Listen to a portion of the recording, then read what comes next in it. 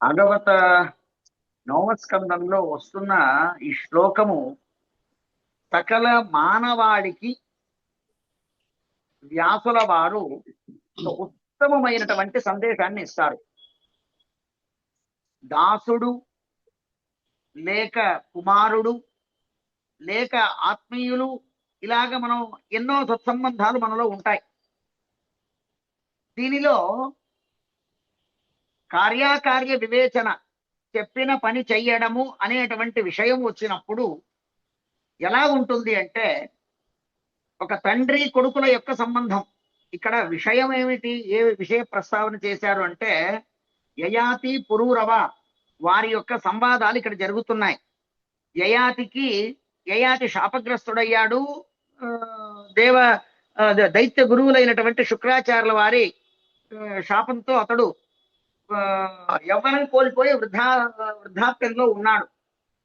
ఆ ప్రసంగంలో పునః వారిని యాచించినప్పుడు, ఎవరైనా నీకు నీ వృద్ధాప్యాన్ని తీసుకొని యవ్వనం ఇస్తారు అంటే నీవు అవశ్యంగా చేసుకోవచ్చు అని ఒక మరుశాపం కూడా ఉశాపం కూడా ఇవ్వడం వల్ల వారి వచనానుసారంగా అదేదో చేసుకోవాలన్నటువంటి పరితనపంతో అందరూ కొడుకుని అడుగుతుండగా, పురూరవుడు ఈ ప్రసంగంలో మాట్లాడుతూ తండ్రి కొడుకుల బాంధవ్యం ఎలాగ ఉండాలి అన్నటువంటి దాన్ని చెబుతూ, ఉత్తమ చింతితం కుర్యాత్.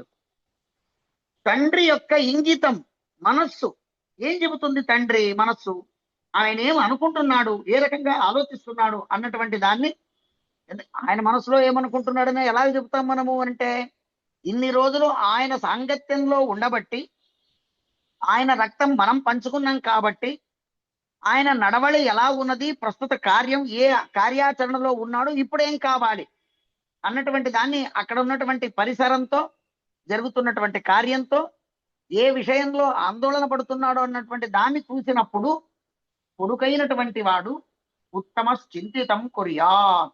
ఆ తండ్రి మనసులో ఏముందో ఆ మనస్సును తెలుసుకొని అతడికి ఆ పని చేసి పెట్టేటువంటి వాడిని ఉత్తముడు అని అంటాడు. అంటే తండ్రి చెప్పాల్సిన అవసరం లేదు, మనస్సులో బాధనో భావాన్ని అర్థం చేసుకుని చేసేటువంటి వాడు, వాడు శ్రేష్ఠ కుమారుడు. రెండో వాడు ప్రోక్తకారీతు మధ్యమ.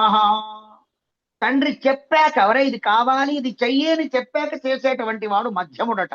చూడండి, నాకు తండ్రి చెప్పలేదే అని అనుకోవడం కాదు.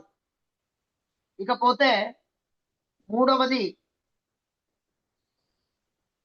అధమో అశ్రద్ధయా కుర్యాత్.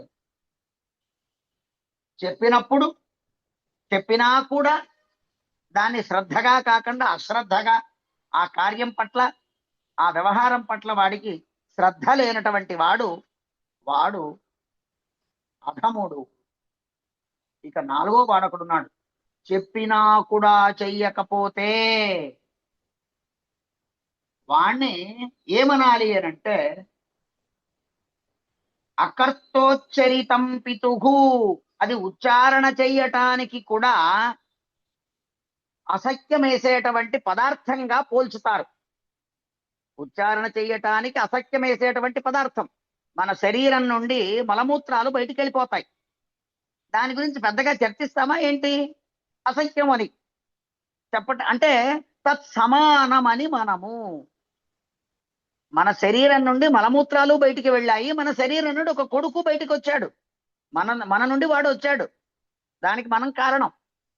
అంచేత నా శరీరం నుండి ఏ రకంగా మలమూత్రాలు బయటికి వెళ్ళిపోయాయో వీడు అలాంటి వాడే, చెప్పినా కూడా చెయ్యనటువంటి వాడు.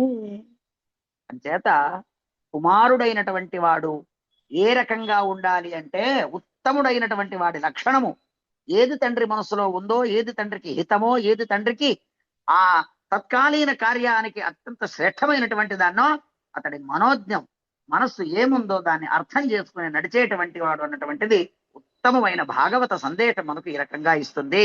జై శ్రీరామ్.